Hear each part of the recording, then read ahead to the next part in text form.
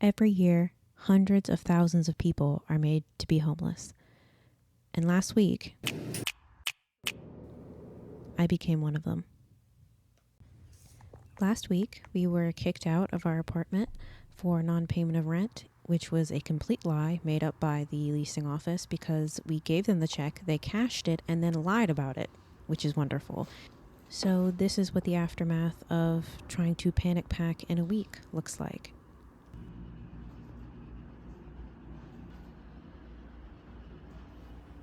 And then had to pack everything we owned into a U-Haul that we could not afford.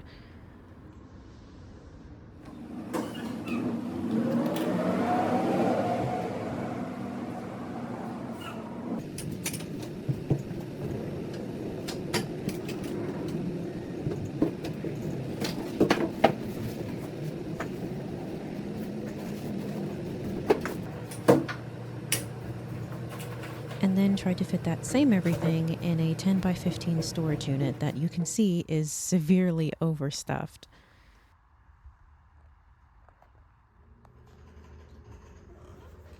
Luckily though, after 3 weeks without pay at my new job, we were able to secure a hotel room, which we have been in for the last 10 days.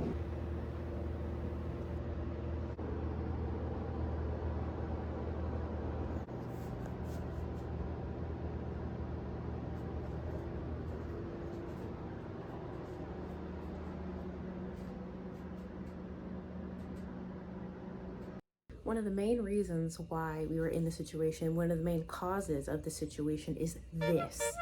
This is my car, or was my car. We've had so many car issues. We've had to pay thousands of dollars in car repairs.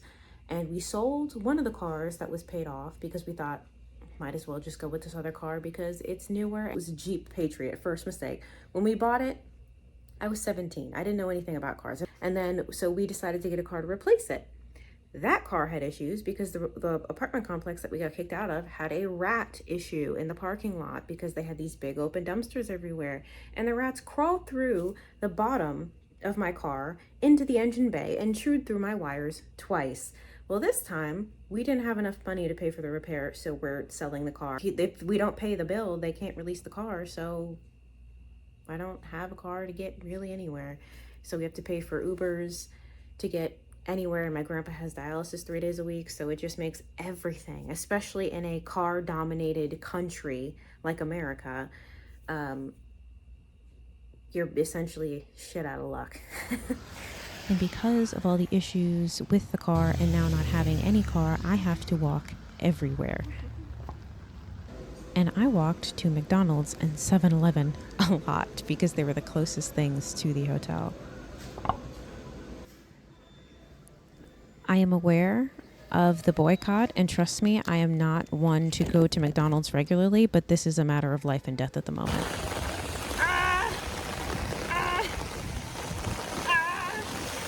This may have been a bad idea. There's so many cars.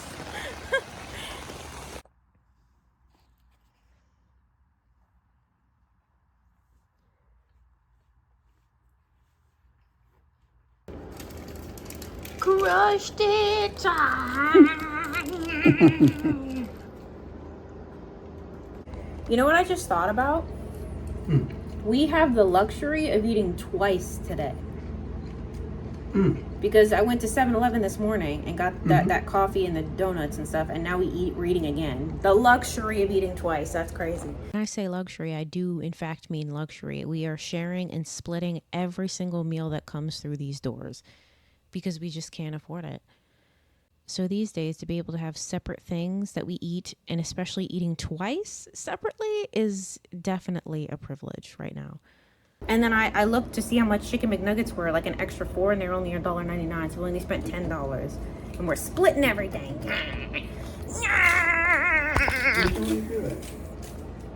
Oh, of course. Of course, when I'm back in from walking to get food, it slows down significantly and the sun starts to come out.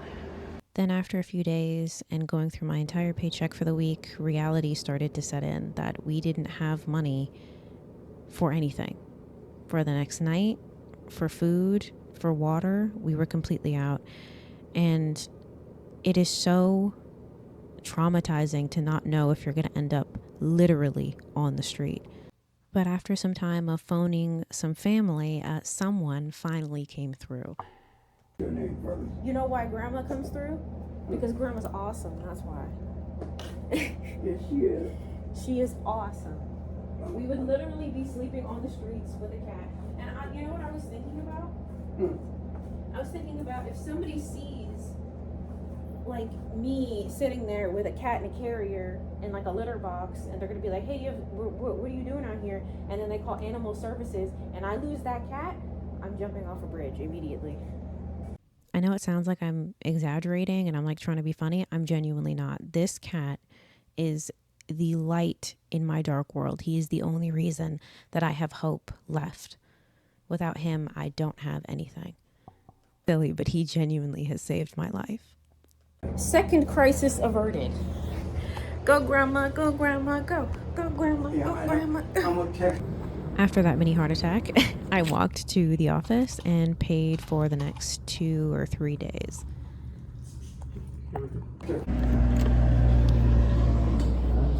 I need the key cards really quick. He's gonna give us new ones. You're gonna give you a new card. Excuse me. No. No. Mark, sit down. And then I walked my happy ass right back to McDonald's.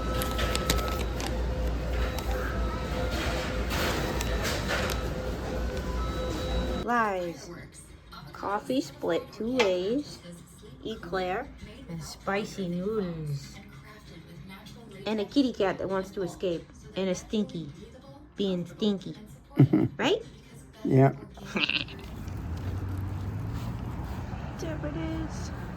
Awana.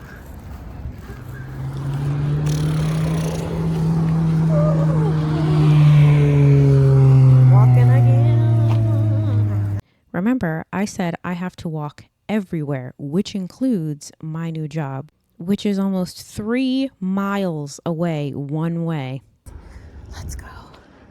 3 or 2 something in the morning. I have to be to work by 3:30 because the lovely people who do my schedule had me come in early this whole week. So instead of coming in at like 4:45 or coming in at like 3:30 for my other days, they're like, you're coming in at the day you're supposed to come in late, you're coming in at 3:30, and all the other days you're coming in at 2, which means I have to get up at midnight so I can get prepared to walk to work because I don't have a car. Ubers are insanely expensive, and I need to save all the money I can for the Ubers for my grandpa's dialysis. So walking to work an hour and 15 minutes it is. I'm pretty sure we don't have money for the room tonight, so yay, wonderful.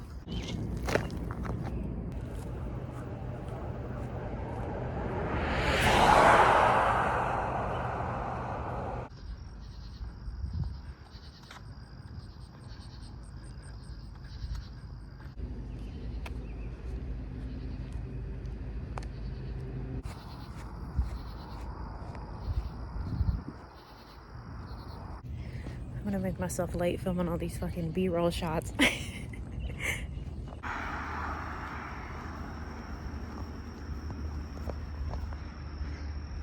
I'm almost there. I'm almost there. And although it sucks balls to have to walk and have my legs be strained even before I start my shift, walking when nobody else is really awake, aside from the crazy drunk guy at the gas station who I see most mornings, but I walk fast, so it's fine. Besides Crazy Steve, it is, in spite of him, very peaceful, and it gives you a lot of time to think. And I said it before, but a lot of people treat being homeless as like, or being poor as if it's your fault. People who have never been in that situation, who've never struggled financially, will just be like, oh, it's just so easy. I just blah, blah, blah, blah, blah. Is it easy, or just have you never been knocked down a pedestal and have been put in that place? Because it is extremely difficult to claw your way back out. I was trying to go on the phone a few days ago to you know, like the social housing stuff. But I was on the phone for over 90 minutes, over an hour and a half, and I was still on hold. I didn't talk to one single person. They're so underfunded and they're so understaffed, and they just can't keep up with the demand of every single person who's not a millionaire or whatever struggling right now. You know, and I see a lot of like videos online of people being like, oh, if I was rich, I would do this. But it's really the truth. You know, when you see people like giving money or buying food for people, I would love to do that. And, you know, I know a lot of people say, oh, well, you know, you may not have money now, but you have time. I don't, in fact, have time.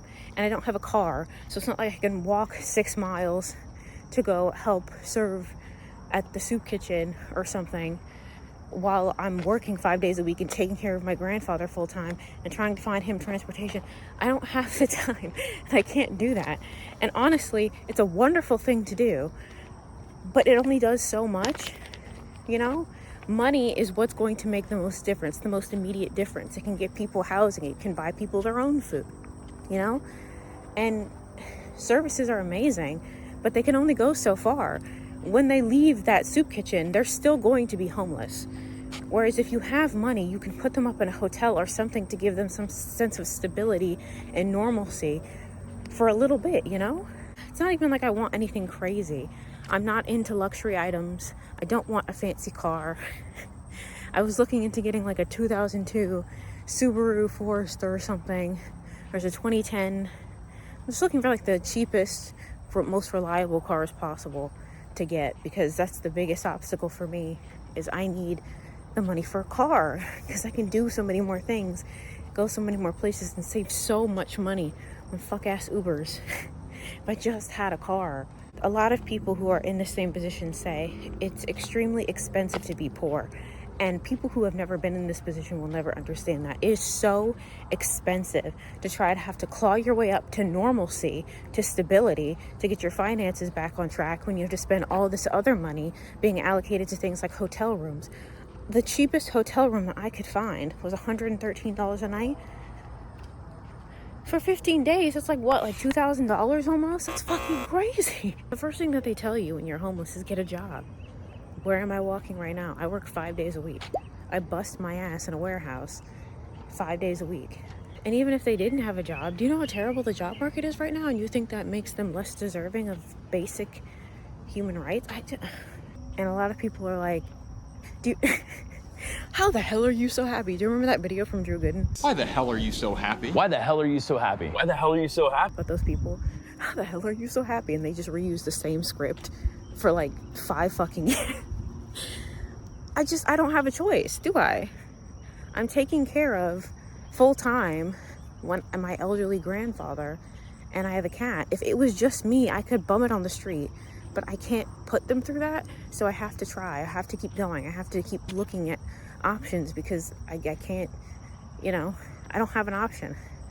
I can't give up, because I can't have them be in that situation, you know? So, well, any worse situation than we're already in. I have no idea where the fuck I'm going. Wait, yeah, I do. Oh, I know where I am now. Noise. And after 6 hours or more, because they normally have me stay late, at least an hour, of lifting up to 98 pounds of packages onto trucks, I have to walk the 3 miles home. The entire time I was in there, I was just reminded of how much I hate my fucking life. But my PC stuff is packed up in the storage unit, as you saw. It's a mess in there. I don't know how we're gonna get anything out when we do move, but it'll be a journey for sure. I don't even know when we're gonna move, because the amount that we need, like, we don't have enough to cover it, you know what I mean? So I don't even know. I don't want to, listen, I do not want to stay in that rowdy hotel. It's nice on the surface, but I saw Roach, Daddy Roach Sr., if you remember that video, and I was like, oh my god, not again, because we had that problem in my apartment complex we got kicked out of. The neighbors had roaches and were really upset that management would suggest that they have roaches, even though you would see that you have roaches. You know what I mean? I don't know. All I know is I got spicy noodles waiting for me at home. Well, not home, but you know. I call anywhere that I'm staying really home because we've been here almost a week at this point. So I'm gonna just keep walking. The whole hour, 15 minutes, this fucking sucks, dude. There's probably so many turtles in there. Look at that bird right there. So many turtles.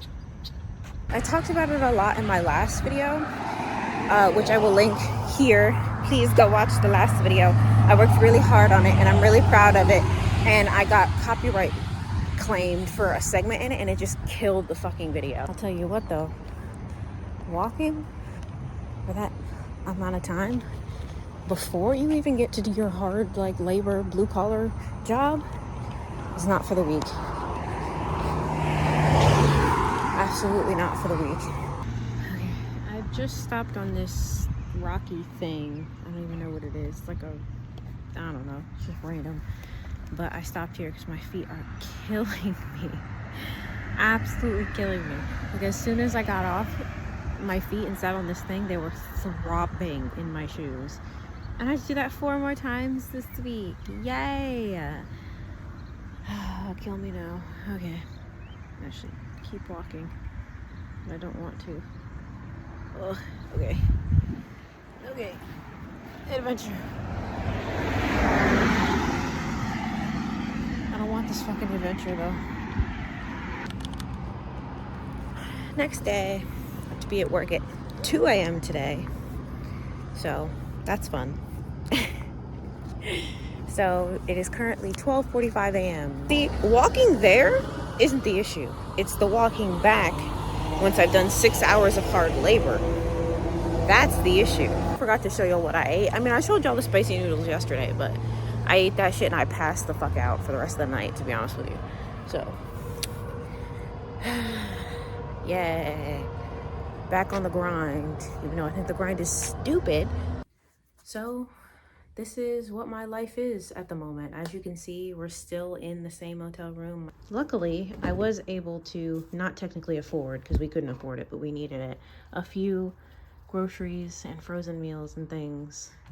I kind of sort of tried to save a little bit of money because going out to eat every day, even if it was only $10, was still a lot, whereas this is like $2 or so on average. I wish I could say that like, hey, everything's better now and this is just kind of like this little bump in the road, but I don't really see a way out. I can't see into the future. I don't know what the future holds. I just hope to be in an apartment soon and get a car soon so all these expenses that we're putting out on a daily basis can stop. And I don't have to do things like wash my clothes in a sink that who knows what has been put in that sink, and have my own room and my own space again and be able to give my grandpa and my cat the life that they deserve to have. But hey, at least I get to watch one of the best movies ever.